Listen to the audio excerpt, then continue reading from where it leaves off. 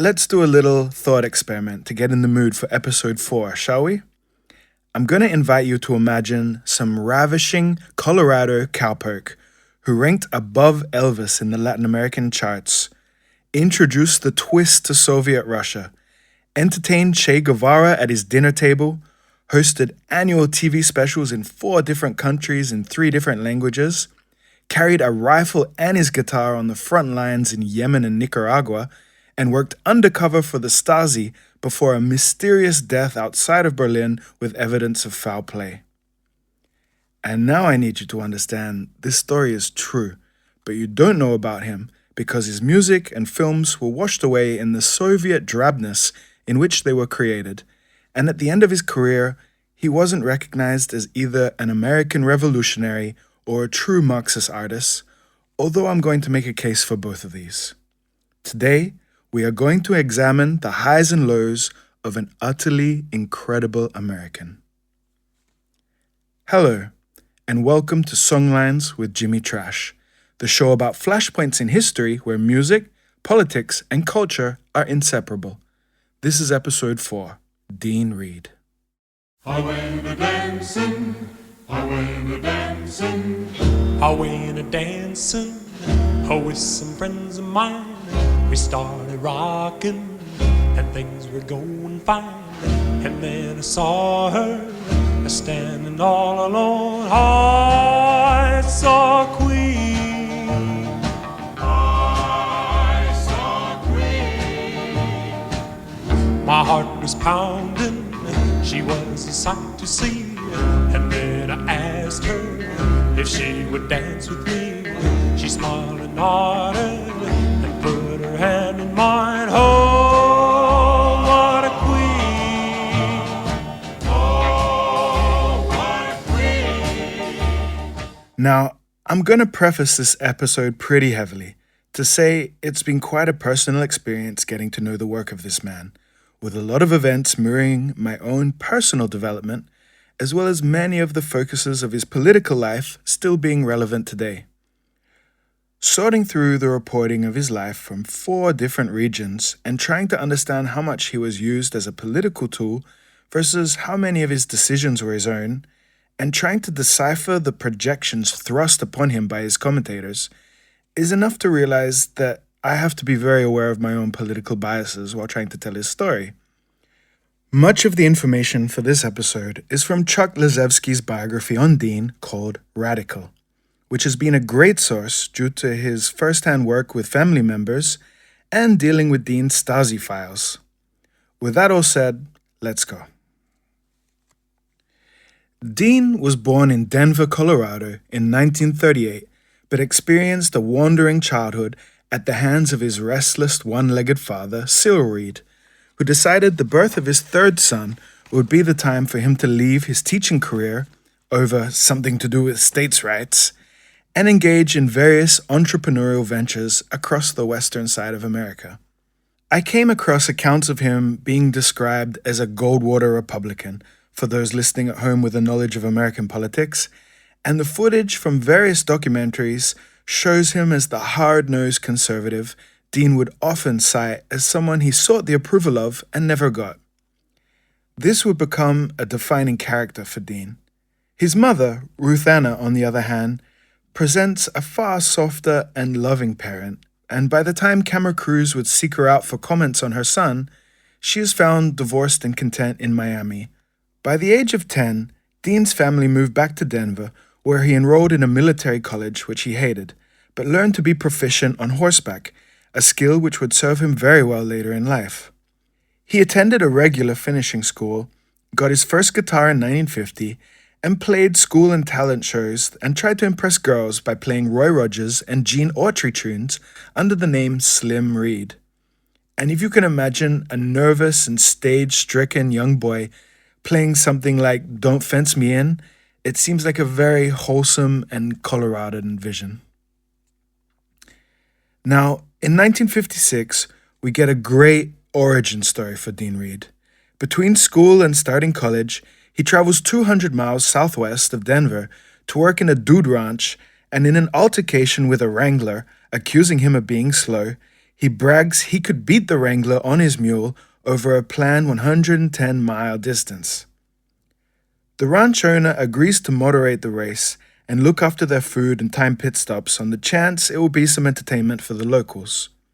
It was neck and neck, with the mule always a bit out in front, until Dean runs the last 9 miles, banking on the mule not wanting to cross a body of water at the end of the race. His winnings, which consisted of a quarter, which his mother still proudly held onto at the end of her life, made it to the national syndication of Newsweek magazine. Considering the story we're about to tell, it's an extremely good primer for his supernatural ability to grab attention into unseen parts of the world and his dogged determination to finish impossible stunts with an air of invulnerability. Evidently, he still gave a concert with bloody feet at the end of this 47-hour marathon, and we're going to see all of these attributes as he matures. In the first year of college, studying to be a meteorologist, he had his only real family bonding time, sharing a chicken coop of a house his father made for his older brother and him to live together.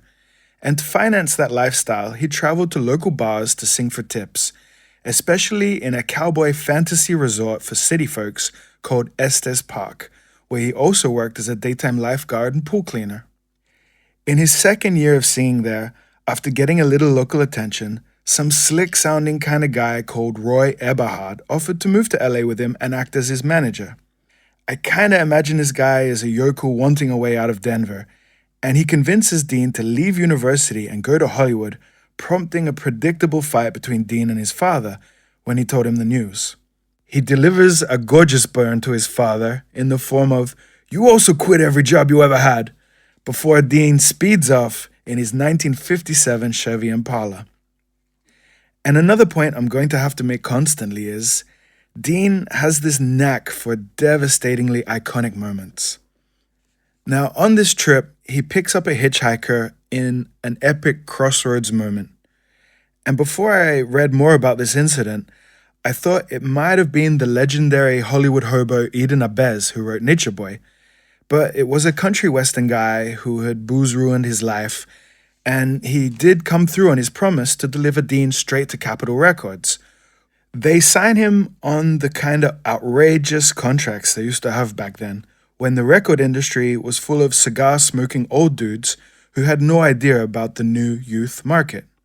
He got a 7-year contract promising 8 master recordings a year, $45 for each recording, with the contract to be renewed at the end of every year. It's a perfect example of the throwing shit on a wall and seeing what sticks attitude of the early rock and roll industry. Eberhard made good on his word, sold his life up in Colorado, and weirdly rented a home that was once owned by Shirley Temple. Reed started his infamous hustle, playing anywhere, selling records out of his boot, and it's all very analogous with other stories of eager kids of this time. Now, Capitol wanted to groom Dean in the form of a Pat Boone, a Paul Anka, a Ricky Nelson cheese dick teen idol character. So they sent him to the Warner Acting School of one Peyton Price, someone with directing credits including the show Maverick, and also heavily in the pacifist movement. Dean hasn't cultivated a political outlook yet, but the father-son relationship that these two would maintain for the rest of their lives indicates how much Peyton would influence Dean. Another political guy the same age as Dean turns up around this time too, and we're talking around 1960 or so, a guy heavily involved with the nonviolent resistance movement at the University of Minnesota, Marv Davidov. All these guys feature heavily in Dean's future, so remember the names. After the initial hype of being signed, Dean starts to go through the washer of 1960s Hollywood. He gets a spot acting as himself on a TV show called Bachelor Father, which would make news back in his hometown, but the song he sings is utter dreck. Have a listen. Let's have a nice welcome back for Dean Reed. I went to a football game and I never will forget that pretty little majorette, just twirling around and whirling around, and she got me so upset. That pretty little majorette. Twirly, twirly, twirly, twirly, twirly, twirly. Hippity flop, flop, oh, she dropped it. Twirly, twirly, twirly, twirly, twirly, twirly. Pretty little majorette. Around this time, he meets Marge and John Raitt, the mover and shaker parents of 80s country superstar Bonnie Raitt, at a Quakers meeting. They liked him for his looks and enthusiasm, but as consummate professionals, they find his voice and skills lacking and take him in to work on his vocal range and delivery. Allegedly, Dean has an affair with Mama Raitt, which is vehemently denied by her, while he is trying to work on his range. This seemingly scummy Eberhard guy sells his contract to a talent syndicate, which is evidently something you could also do back then, and the syndicate approaches him with new rules he has to abide by, so he rage quits right there and then before borrowing money from Peyton Price to follow the life-changing news that his song, Our Summer Romance, is going up the charts in Chile. On March the 9th, 1961, he leaves New York for his first tour of South America, going to Brazil, Argentina, Chile, Peru, and Uruguay for 17 days. And before we continue, let's hear this song that propelled him to such heights.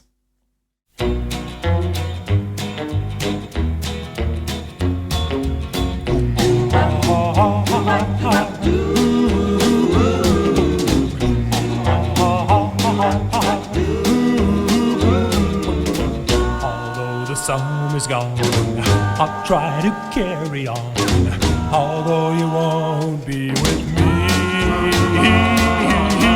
And when school's through, I'll still be loving you, for 9 months can't be so long. Now, as a DJ, musicologist, someone who has paid a lot of attention to the history of North American music, 1961 for me isn't a standout period of American music. Even if it is the year that one of my favorite songs of all time, Mother-in-Law by Ernie K. Doe, comes out, in a pop context, it's the year that doo-wop, that has already been passed from African American into immigrant circles of Italian and Puerto Rican culture, morphs into a safe, white, tacky, nostalgic version of itself. And Dean's Our Summer Romance is exactly that. In a time that Roy Orbison and Johnny Cash already exist, I never in a million years would believe that this was a song that would garner Dean Reed 2 weeks of television and radio appearances, thousands of kids blocking his hotels, a police motorcade to get to his shows. But there is film and newspaper evidence of this, and it's mind-blowing to me. It really happened for him over there, the kind of explosion every musician always dreams about. So coming back to acting school in LA with Peyton Price and even less success since he quit his management contract and a car boot full of failed singles, it was no wonder he borrowed another $400 from his parents and goes immediately back to Chile, where he had the most success of the Latin countries. Almost straight away, he starts an affair with Nita Dover, a Czech actress whose aristocratic family escaped the Nazis after they killed her father, and we start to see what a prolific letter writer Dean is. His dedication to letter writing with his wives and lovers are what makes his story so recountable now. They dated in an open relationship with an even more sizable age gap than he had with Mama Raitt, and she teaches him to be famous, more or less. Letters between them show a lot of passion, and also that Reed was earning a lot of money while he was there. She is the only love of his life that he doesn't ever bring up again, which is surprising, considering how much his future 3 wives will mean to him after their periods together, and how much he cites his experiences with them all. This period is undoubtedly the start of his radicalization. And let me just bring up at this point, Dean is clearly a guy with a need for connection and communication. He diligently learns the language wherever he is. He reads in the newspapers that Chileans beat up a bank manager of an American firm and used the line reminiscent of Nixon's 1958 visit, "Yankee, go home." He was perplexed since he was treated so well and he probably still had his Colorado high school version of history to reflect on. I'm intensely responsive to this story, as I had a similar experience when I left Australia for Europe the first time and had to answer difficult questions about the treatment of Indigenous Australians to outsiders. This shocked me because previously I never had to respond as a representative of the situation, and this kind of framing can really break open your senses in these moments. Dean responds in the best way possible, with curiosity, and he visits the favelas and writes letters back to Peyton Price about what he saw, thinking about the lessons he had already learned from that man. Now, Dean keeps racking up these iconic events. You know, the trope of contacting lost tribes is the height of a finding yourself metaphor, but this dude actually did it right in the time of his political evolution. Between late 61 and early 62, he spontaneously follows a small American news team who were tipped off by a Catholic priest who had been visiting an Amazon tribe, teaching them about shame and other priestly things. They hire the Amazonian version of a Sherpa who brings them there, they offer gifts, and settle down. Now, according to Chuck's book, after Dean enjoys learning to do things like blowing darts and shooting arrows, he plays his guitar for them, which they don't care about too much. But then he starts to beef with the news crew. He accuses them of sleeping with the natives, shooting too many parrots for fun, eating too much. It's a bit hard to understand the citations of the book for this part, but of course it would be extremely big points for Dean if he was already there with his morality, but I'm a little cautious to believe. When he arrives back, the press is in bedlam because he's missed several gigs and was off the grid for over a few weeks. Even more strangely, when asked about how the Amazon folks treated him, he says a line that predates Muhammad Ali saying exactly the same thing about the Viet Cong 5 years later. The jungle in the Amazon is the only place in South America where I didn't hear shouts of Yankee go home.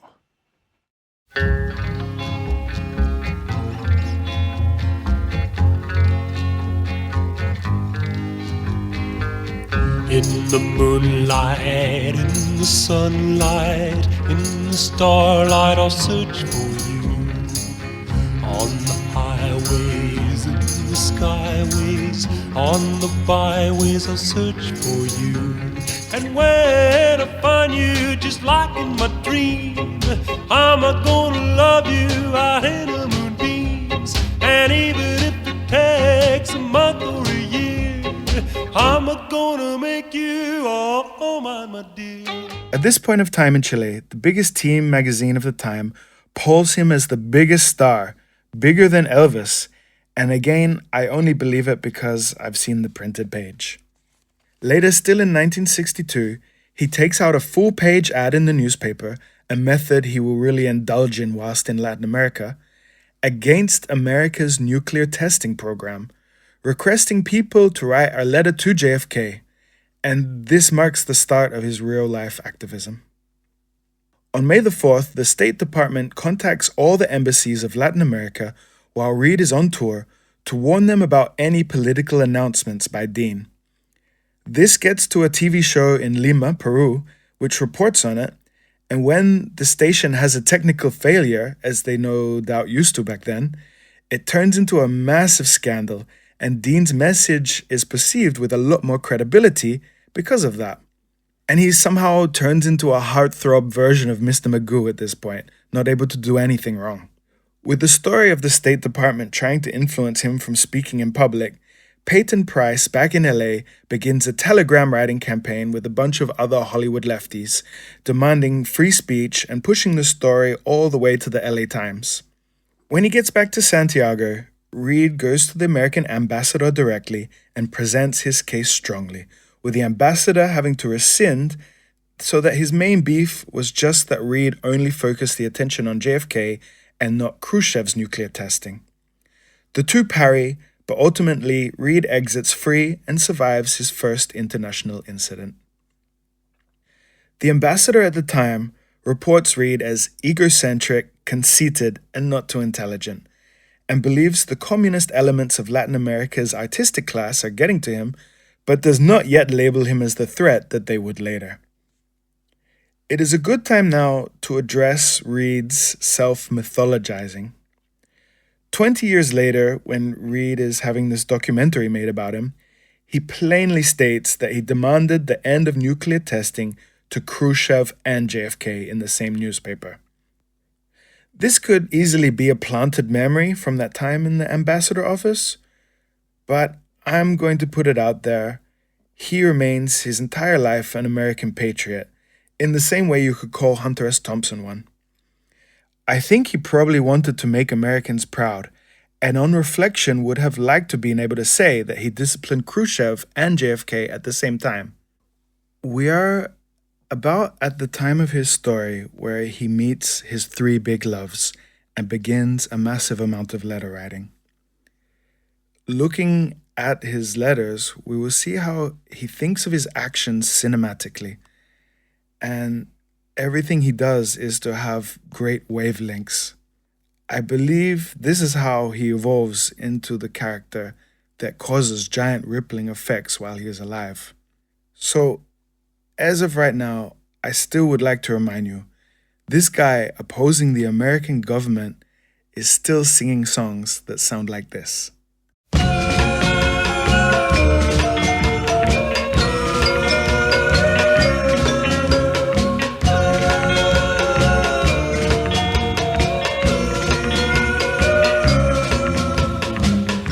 Once we were together, and we're all so glad.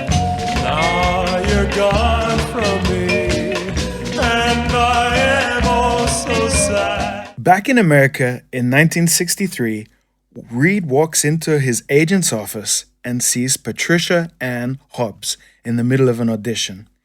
He later begs for her number, calls her, and basically harasses her into a date.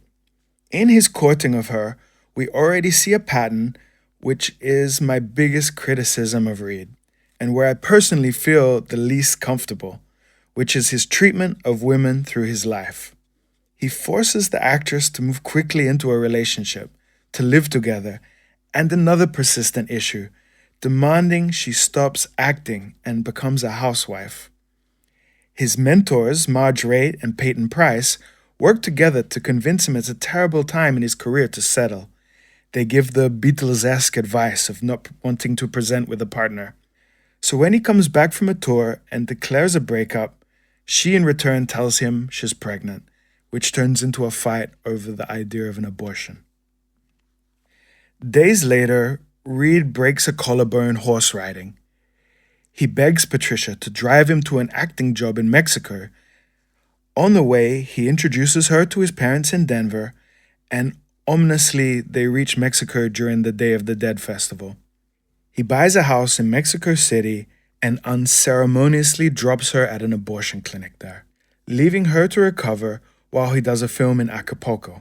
In a sensational show of defiance, Patricia lands a part in the same film Dean is in and starts to publicly date the star of the film, Hugh O'Brien, who is older, more famous, and let's wait to see if he's more of a jerk or not.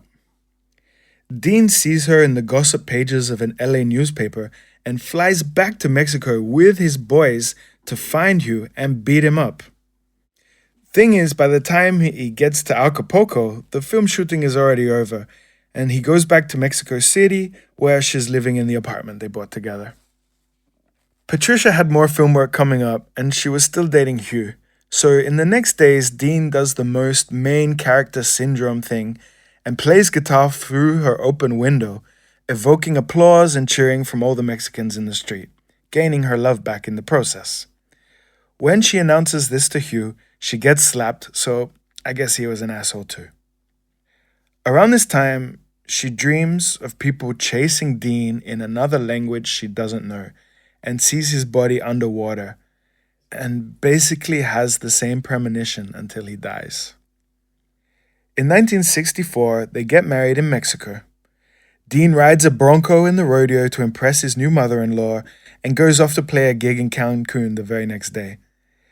He pens this song about her, which becomes a hit, and, it's fine.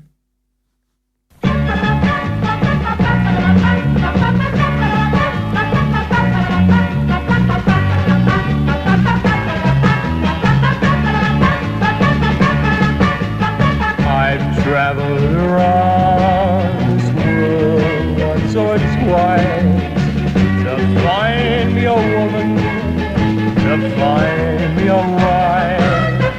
Then one day, on the day of my birth, I found you my woman of worth.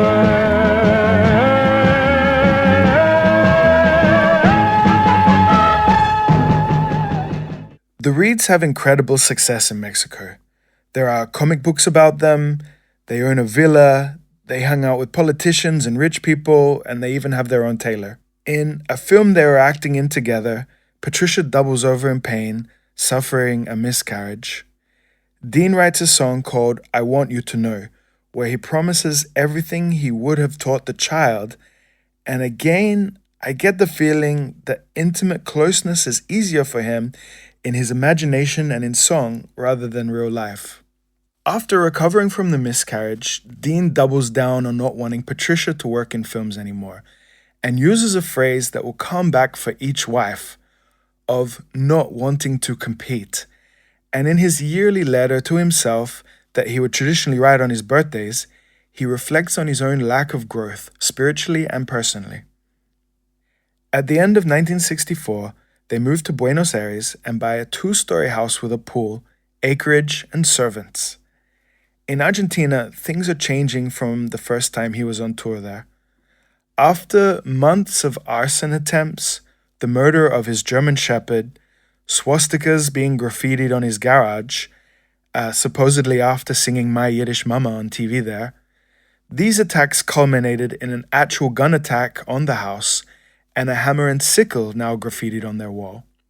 Peronists offered to guard his house at night while his film and music career soared even higher, and he's hanging out with people like Palito Ortega, a quintessential figure of Argentinian music, politics, and later corruption. However, the most influential friend he would make was the communist poet Alfredo Varela. It was Varela who invited him to join the Argentinian delegates at the International Peace Congress in Finland in 1965. Now, this is another one of these ridiculous storybook moments in the life of Dean Reed.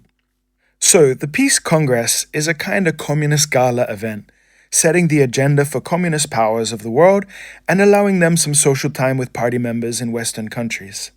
Dean has his own mission while he's there, to interview Russian cosmonaut Valentina Tereshkova, but the impossible moment happens when Bertrand Russell, who Dean has chatted with earlier in the week, asks him to get on the stage in a moment of strife between the Russian and Chinese delegates, supposedly over Maoist criticism of Russia's softening policies.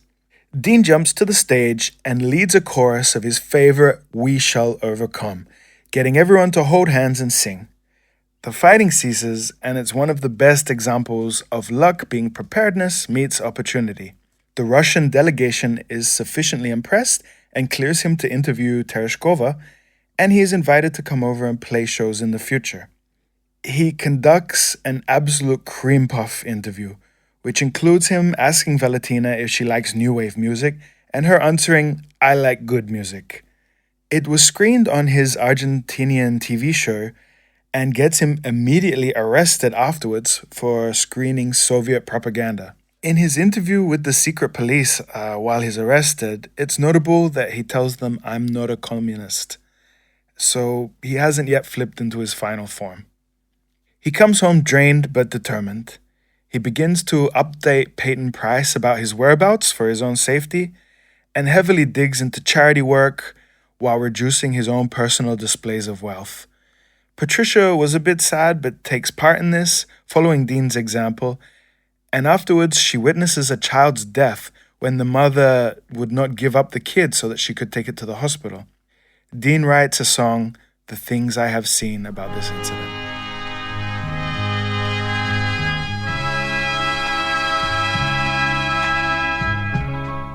So many times in my life, I look at my people and say that I must be from another earth, or at least from another day.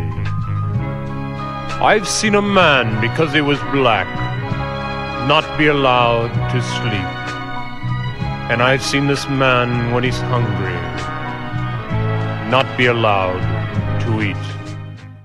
Adding to his credibility, Dean saves an old man from a burning building in this time, with Patricia yelling from the outside to guide him back through the smoke. Also adding to his experience, Alfredo Varela brings the excommunicated Che Guevara over in need of Patricia's asthma spray. They eat and chat, and after he leaves, Reed decides to double down on his revolutionary actions.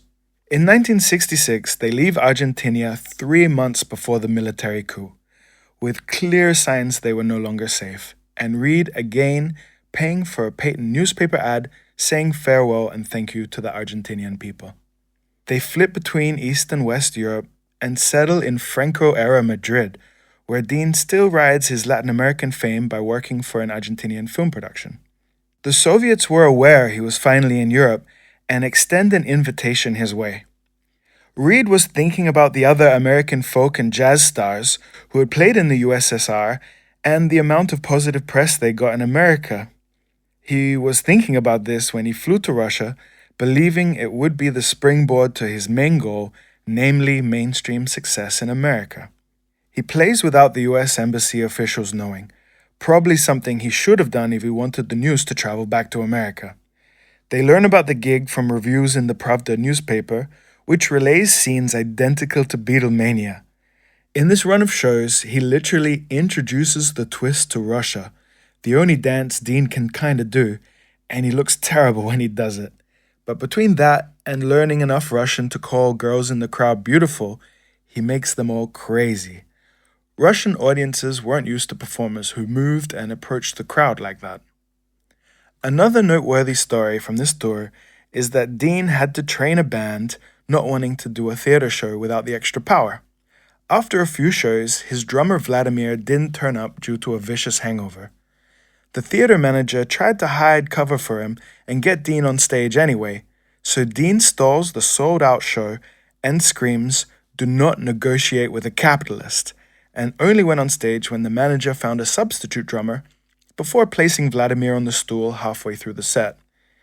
And here, my takeaway is Dean had the power of a side-switching contrarian. Before he gets more cozy with the Soviet states in the next years, he is happy to pull out his American card and use it to his advantage. And this is one of the real contradictions of later Cold War era, that these cool bands and writers in resistance in America wanted socialism, and those in East Europe demanded glasnost, the opening of the West. I'd also like to say, even with the hours of stalling, the good Russians did not dare heckle or catcall, which I find fascinating. The American embassy reported he is probably being used by the Russians, but also exposing Soviets to American culture, which was seen as a positive. The Reeds together learned to pour vodka into sinks and houseplants in this time to not die of Russian consumption, and while Dean is on tour in the greater USSR, Georgia, Armenia, the Black Sea, Patricia telegrams him to inform she's going through a miscarriage. In the hospital, she meets the wives of revolutionary leaders of Mozambique and Reed turns the conversations she has with these women into the song Freedom is the Word of Today, and you can start to hear the change in his songwriting style.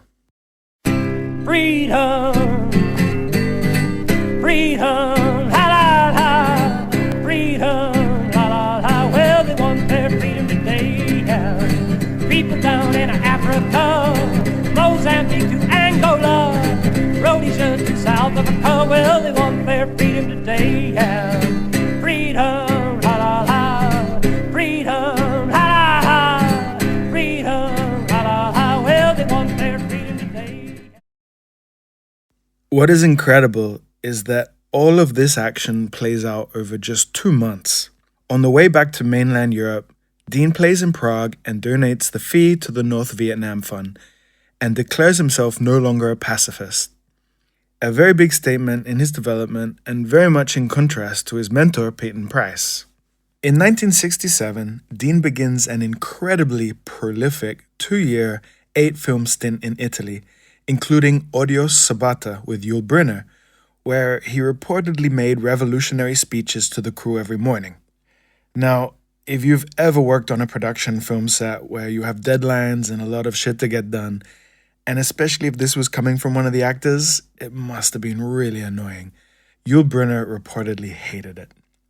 In '67, Patricia announces another pregnancy, and in true Reed fashion, he goes to play shows in Mongolia and meets the Dalai Lama. He brings back Silk for his firstborn baby, Ramona Reed, in 1968, and continues this tradition he seems to have of writing letters to control the revolutionary narrative around him. Have a listen to some of this letter to his newborn and try to gauge exactly who his audience was. This person is Patricia, who had to suffer so much to bring you into the world. Remember the one who had to spend so many painful hours in hospitals before she could, full of hope, face the hour in which you were born. She has already wept so many tears for you and will surely weep often again before you have grown up. In this later 60s period, while still in Italy, he is shifting his voice to the issue of Vietnam and is officially being followed by the FBI as a person of interest for his anti-American stance in the war. However, personally at this time, he was paying attention to the Czech appeal for more openness and was writing letters to friends in the Soviet states that were critical of communism and the crackdown on Prague by Brezhnev. He was influenced by the writer Yuri Bezmenov, who expanded on the idea that communism must be remade with the needs of each culture after falling in love with Indian culture. Bezmenov would end up becoming a defector and a huge tool in the anti-communist American playbook just a couple of years later. Reed was privately communicating with Yuri to discuss the use of the army in Prague and his legitimate worry that those in the Third World vocalized a fear of both East and West governance. In 1969, the events are in motion in Argentina that will lead up to the horrific Dirty War, the formation of anti-communist death squads sponsored clandestinely by the CIA. Dean was aware of the developments and books a television appearance in Argentina, wanting to be visible there during the unrest. A paper had announced it, so the authorities were waiting for him at the airport to turn him away. He arrives in Chile and has friends drive him over a secret border crossing and gets to the TV gig on time. And right here I am just saying, hell yeah, dog, that is some ballsy stuff. He gets arrested for playing a new song about peace and liberty and democracy, and gets jailed for a few days before being sent back to Europe. And a letter to his father from around that time, he sums up his feelings about what he is doing as a radical. Do you realize that for millions of people in South America who make up the oppressed majority, and for millions of Soviet citizens, that I am the most honest and moral American to come out of America in the last years? And at this point, I want to share a big thought I have about Reed. So, this time in Argentina is not as brutal as it will become a few years later, but it was beginning to be a country that was displacing people, murdering leftists, and he was relying totally on his star power to not be a victim himself, while he has a 1-year-old child and a wife that has suffered multiple miscarriages trying to conceive that child. And at this point, I would make a comparison to Dean that has been bugging me a bit. In Klaus Thieleweit's incredible book, Male Fantasies, he delves into the biographies and letters of the Freikorps, the German communist-hating proto-Nazis, ex-World War I soldiers that basically never stopped being at war in their heads. One of his revelations about this sample of eternal soldiers is their absolute fear to be home with their wives, feeling castration fear in the role of a loving family man. This postulates two possible positions for women in the soldier's mind: either the holy, suffering-at-home wife who does her duties and raises a child while forever waiting for her man to do his job, or the whore that is used on the front lines, who absorbs the wrath and horniness of the men fighting and is not to be cared for. And Dean was having multiple affairs whenever he was out touring. At the same time, he would write incessantly to his wife, demanding that she also reply, and dates on his letters showing that it could be 2 or 3 times a day while he was touring. My point is, even as a leftist, it's identifiable that Dean only feels whole while he is on a mission, and his wives and children can be seen simply as vessels to receive the letters of his ideology. This is all represented in his correspondence with Patricia after they break up and she moves back to California.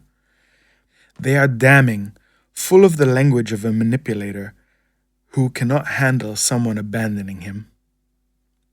As his relationship and inner turmoils increase, he seems to become more bold in his political actions too. In Chile, his friend and democratic socialist Salvador Allende was looking to possibly achieve victory on his third attempt at a presidency. Nixon was speaking out against this, so Dean flies down to Santiago and has one of his most prolific public actions, washing the American flag at the U.S. Embassy of Santiago while delivering a rousing speech about the crimes of America in hopes to deflate voters from supporting the USA-backed nominations. Dean was arrested and the flag taken, but the poet Pablo Neruda got the flag back and Dean took it home with him and put it on his wall in Berlin. It's very clear he was very proud of this stunt, and Allende was the first elected Marxist president in South America until his tragic suicide in the face of Pinochet's coup 3 years later, which is also a heroic and insane story if you wish to look it up. He goes back to perform at the inauguration and pens what I would call an infuriating letter to his 2-year-old daughter. I shall remember our 2.5 years together until my last gasp for life, but you shall not remember a moment together. So shall it be, but you shall know me.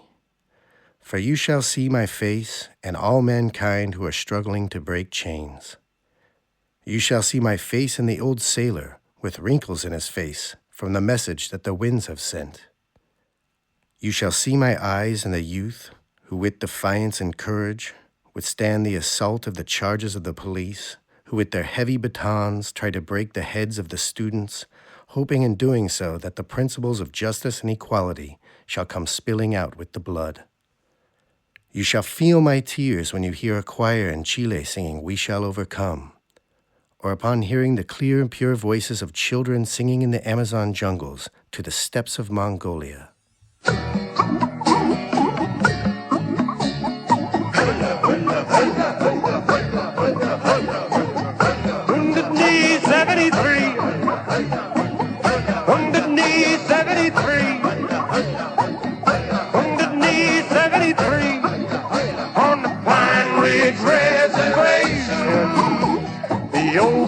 Zoo, they fought for me and you on the Pine Ridge Reservation.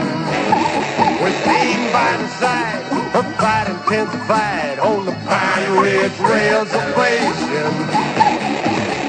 Underneath 73. In 1971, Dean has his first run-in with vulnerability in Argentina. Despite all the bad feelings I mustered against him in the last segment, at this point he drops out of playing paid official concerts and is touring South America, learning the songbook of Latin American labor songs, and is visiting countryside towns to play for workers, encouraging unionization, and is very inspired by Allende's Chilean version of Marxism. I absolutely cannot fault the man here. He's doing great. Meanwhile, in Argentina, General Juan Carlos Onganía has been leading a military dictatorship and crushing political and grassroots opposition for 10 years at this point. Reed sneaks back into Argentina via Uruguay and sets up a press conference with a genuinely fantastic speech. If a dictator is allowed today to go unpunished when he treads on the rights of the Argentinians, the same thing could happen tomorrow in Italy or the USA. I believe that progress will triumph in the world, with or without my help. But I have the opinion that my life only has meaning if progress wins with my help. Some hours later, he is taken to prison on what he thought would be a similar experience to the other times. However, it was not. He received a rough and humiliating haircut with a pair of rusty scissors and is thrown in a cell with no mention of his whereabouts. For 16 days, he hears people being tortured before getting a letter to the press via Palito Ortega and Peyton Price in America, who organize people bringing him food, which is allowed in via a guard who is a fan. The actors' union in Argentina gets him out after 21 days, and he arrives back to Europe broken. He wouldn't talk about it. He developed a nervous twitch and was sick for a long time afterwards. Again, he attempts to use his illness to force Patricia to quit a film role that she had at the time, but this is clearly too much for Patricia.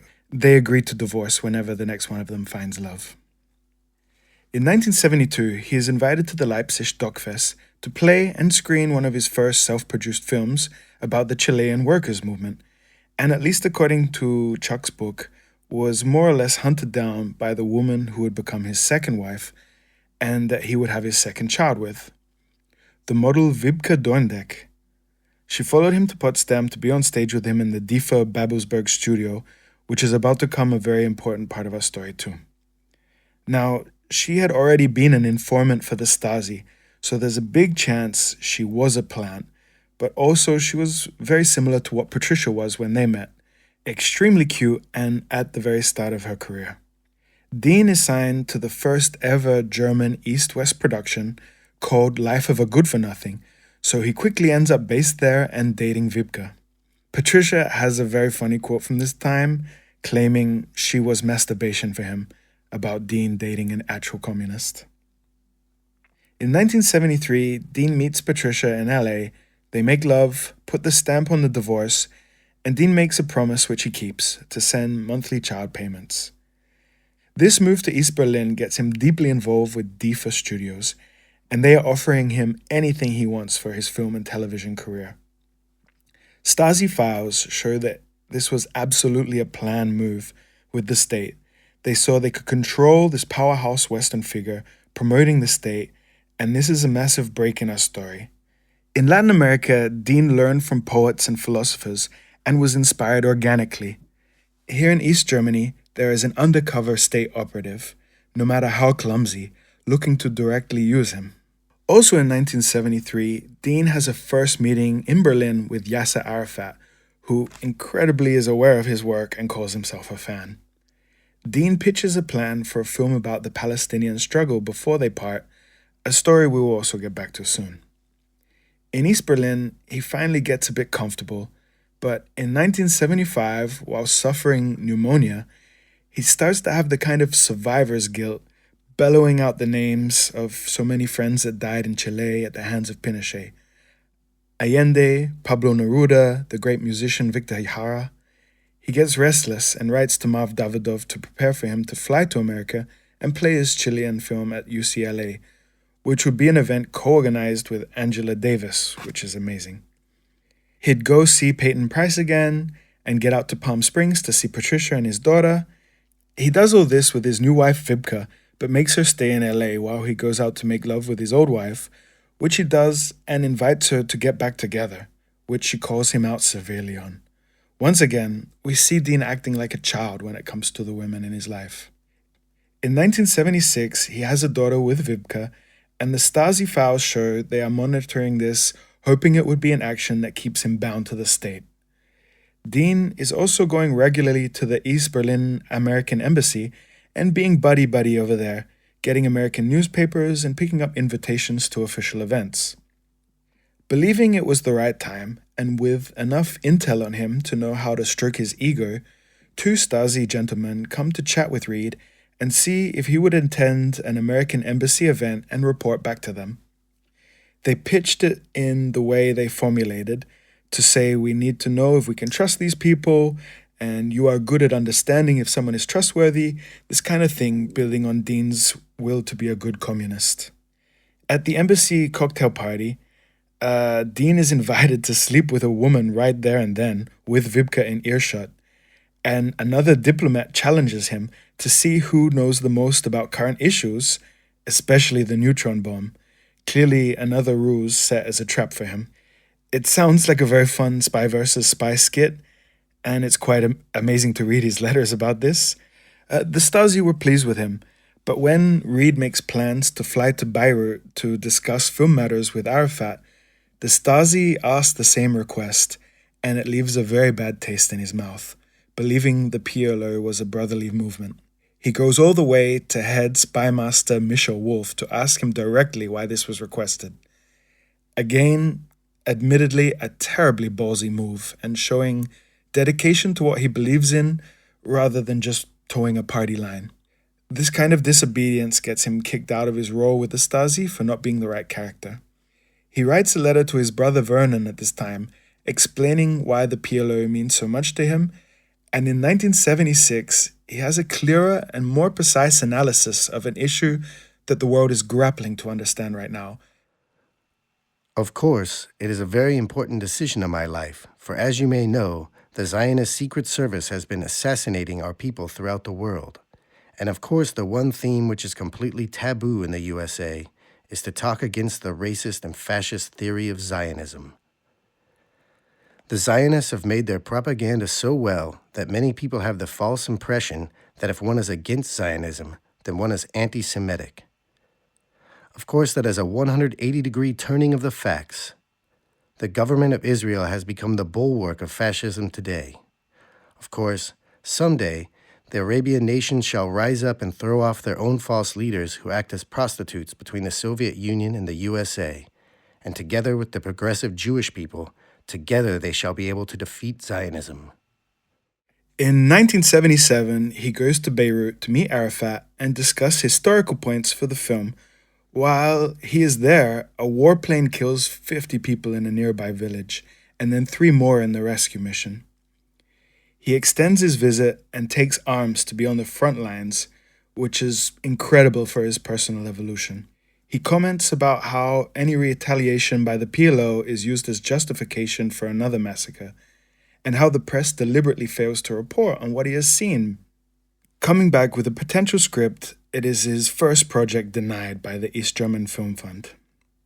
Okay, it's time for a music break. In 1978, Reed releases his first film as writer, director, and star, the emotional biopic of Chilean musician and his friend Victor Jara, killed by Pinochet's thugs after they break his hands, and he still manages to play a leftist protest song back to them, like an absolute boss. Here is Reed playing the soundtrack, and again, this YouTube video comment section is full of Russians writing, "I love you, Dean Reed," and this is still mind-blowing to me.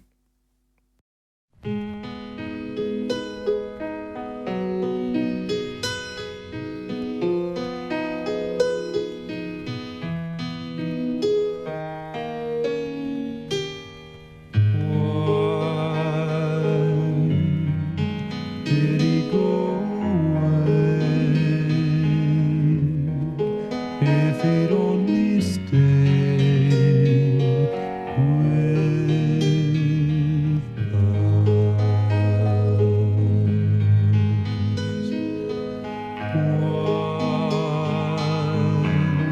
Why did they hurt him so? Why did he have to go?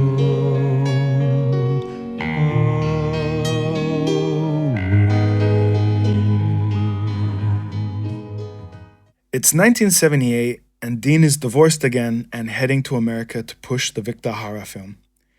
He is showing his first inklings of wanting to be back in America.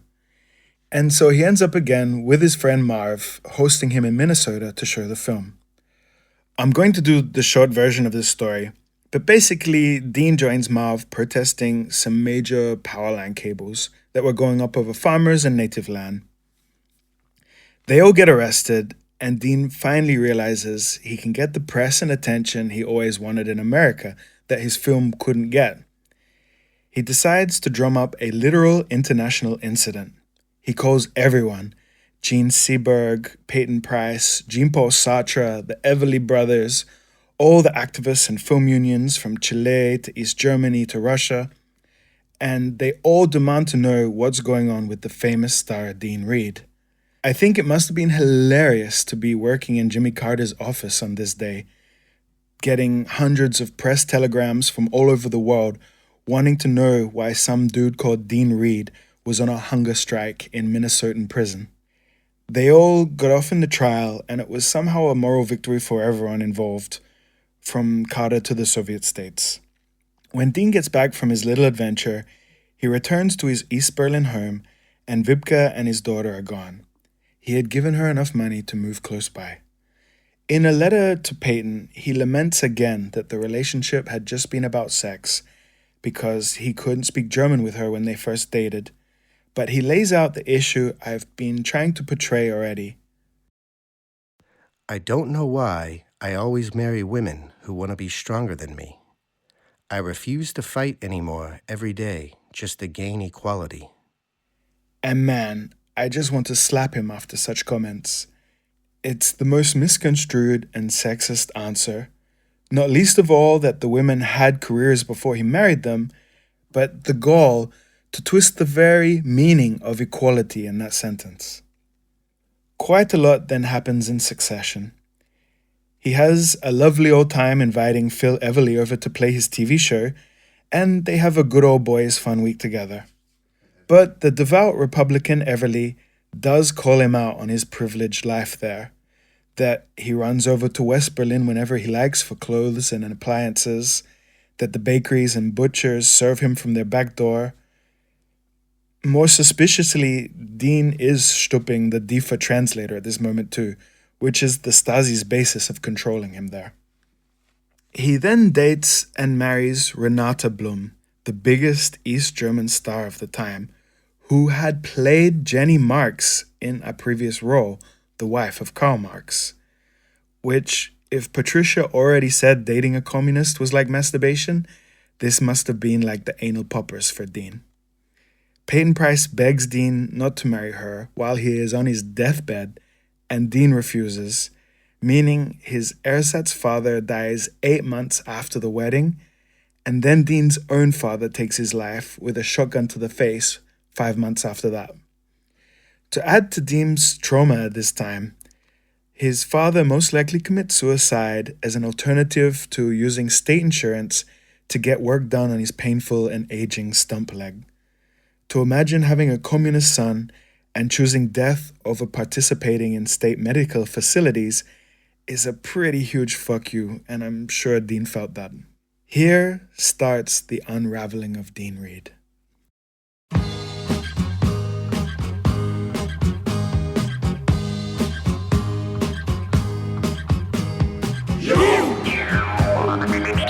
Who got the power? You.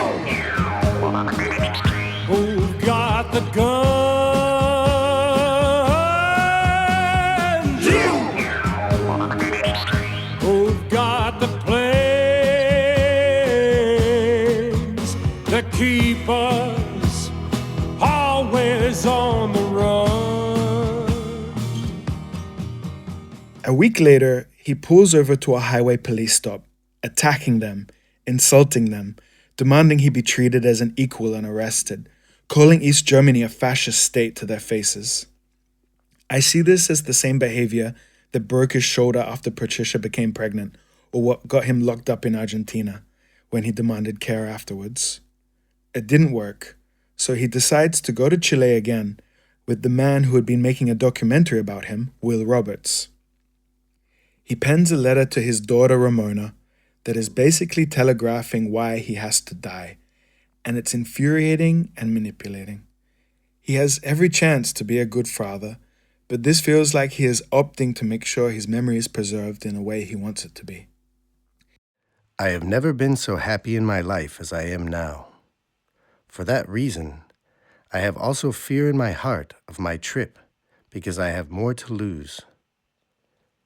But I have a responsibility not only to Alexander and to Renate, but also to the people in Chile. I can only be a good husband to Renate and a good father when I am also a good human being, and words alone make no one a good human being. He has some particularly hairy times there in Chile and Nicaragua, where he plays for miners, soldiers, workers, and more or less doing the thing he does best. There's footage from the documentary in Nicaragua where he is holding his guitar for what looks like a 6-year-old boy who is playing a revolutionary song for a crowd of soldiers. And for the last time in this story, I will say, this man, Dean Reed, has one of the most uncanny knacks for creating a scene of any man in history.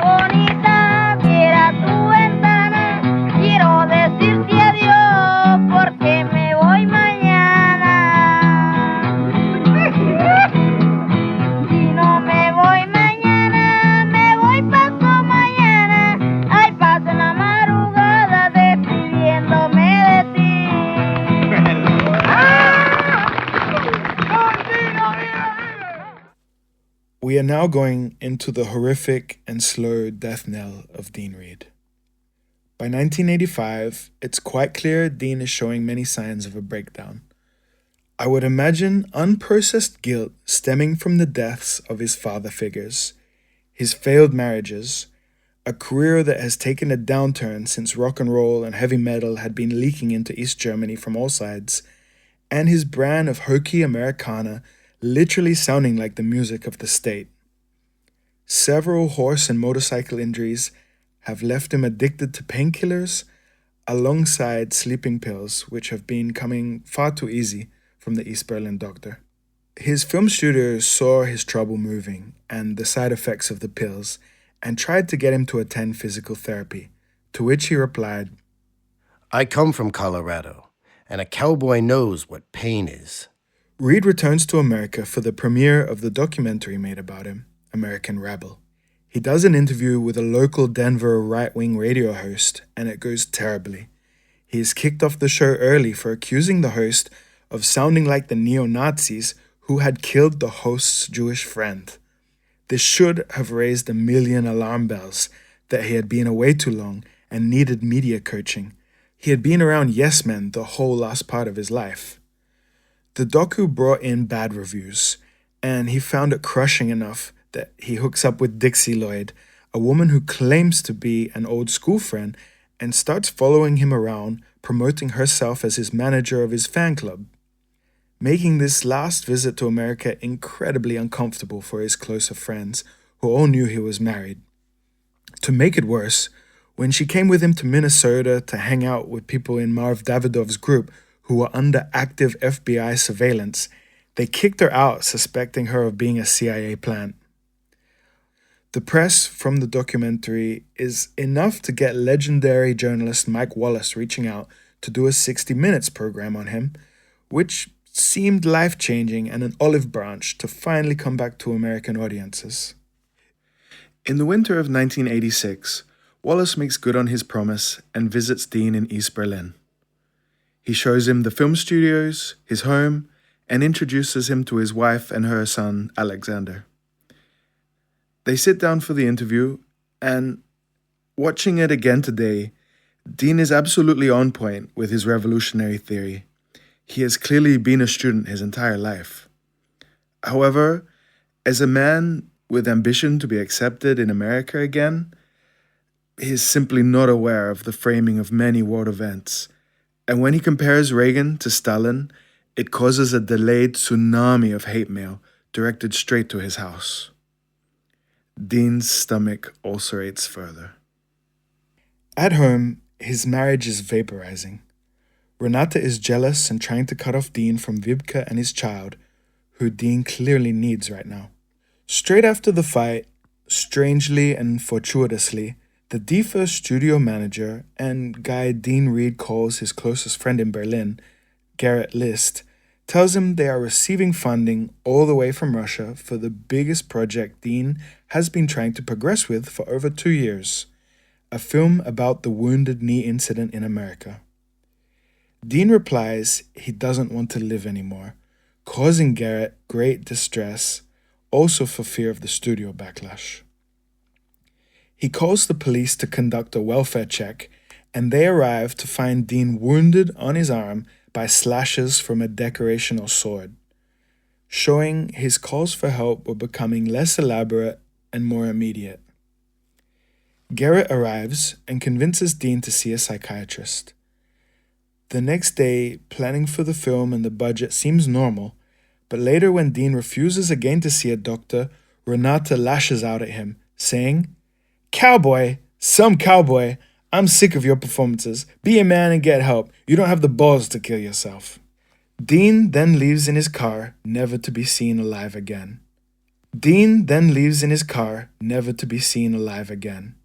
It's 4 days before his body is found, after his car is reportedly parked by some reeds in the Zeutner lake that he lived on. The police work can be accused of being very shoddy. It seemed they were putting far more effort into coaching Renata what to say to international press when they start to call rather than looking for the body. Reed's mother calls in this time, and Renata doesn't tell her Dean is missing. Likewise, the DEFA studio lies on record to international journalists. After they find the body, Reed's first wife Patricia, their child and his mother are notified and they fly over immediately, with Will Roberts, who made the documentary, arriving a couple of days later. As Patricia and the mother, Ruth Anna, attempt to put the story together, they realize Renata had lied on the phone to them and severely doubt drowning was possible, seeing Dean was such an athlete. Garrett List from the DEFA studios is a Stasi plant and this whole time is worrying about their snooping.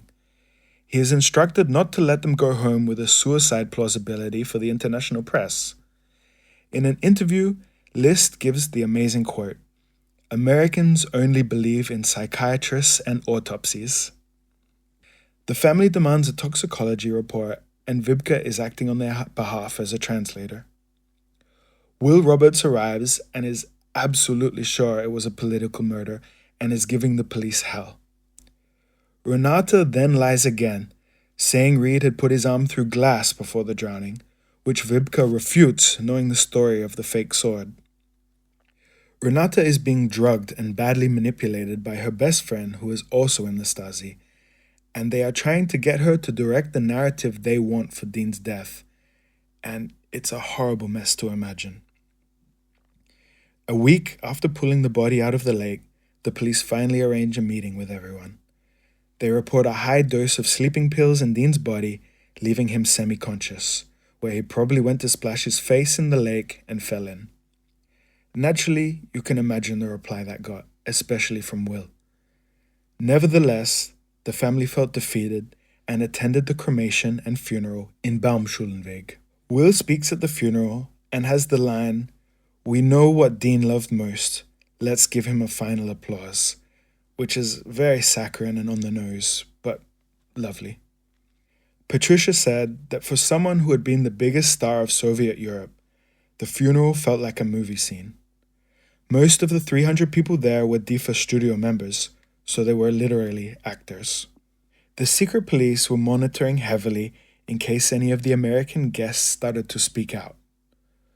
Following the funeral, there is some press in West Germany about a cover-up, and Dixie Lloyd is sounding the alarm bell in America. However, after the fall of the GDR, the Stasi files were opened to family members, and Vibke retrieved Dean's files on behalf of the whole family. In his files was a 15-page suicide note that had been hidden from the family. Now, in the GDR, it was protocol to cover up suicide. The idea of workers killing themselves, rather than being a happy part of the system, was an anathema to the image the GDR was trying to protect. This sadly not only shows a very shallow curiosity into depression, but an issue that Dean himself wanted to address, the lack of transparency and dedication to updating the system when failures were found.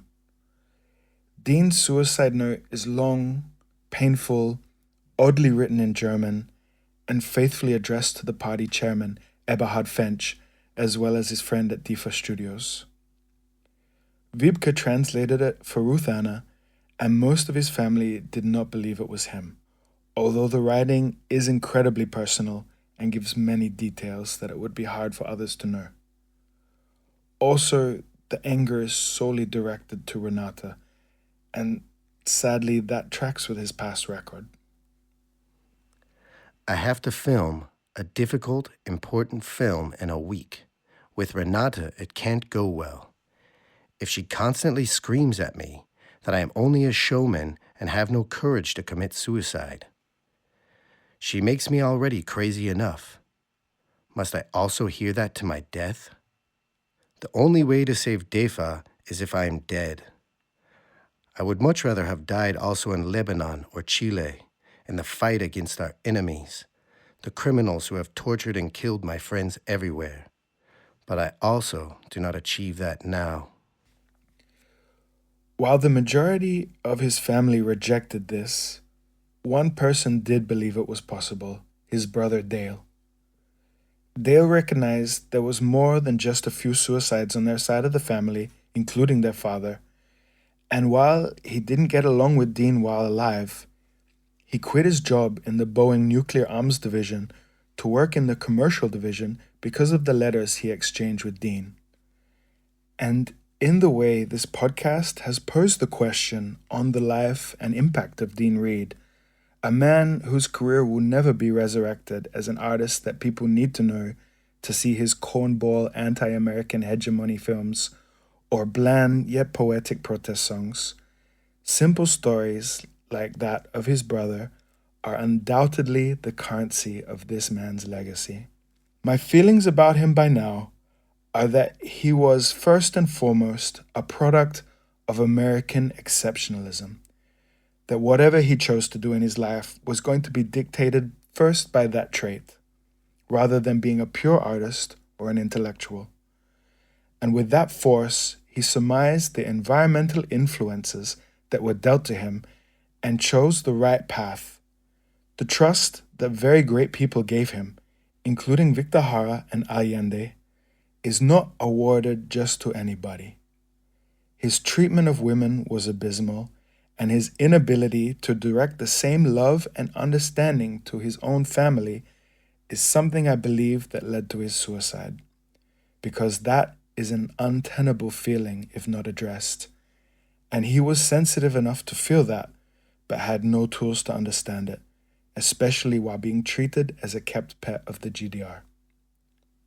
Finally, I have ragged on him as a musician, but on his last album, that was a dedication to his Colorado heritage, he has one absolute banger that has been an earworm to me the whole time of putting this together. So now, I want it to be stuck in your head too. Thunder and Lightning. Thanks so much for listening to Songlines with Jimmy Trash.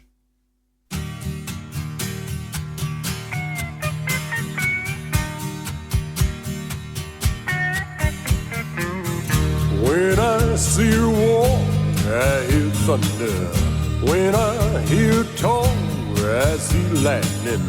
When she whispers in my ear, whispers soft so I can hear.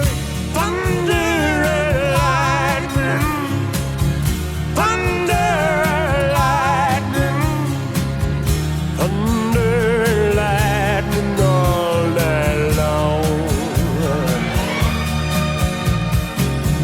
Thunder and lightning, thunder and lightning, thunder and lightning all night long. When I kiss her lips, I hear thunder. Feel her fingertips, I see lightning. Hold her in my arms all night. Hold her oh so very tight.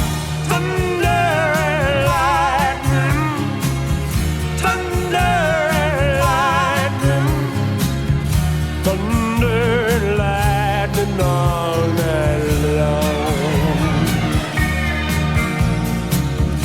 Thunder and lightning, thunder and lightning, thunder and lightning all night long. When I smell her skin, I hear thunder. Know her from within, I see lightning. Know we'll be happy, you and me. Never need a referee. Thunder and lightning, thunder and lightning, thunder and lightning all night long. Thunder and lightning, thunder and lightning, thunder and lightning all night long.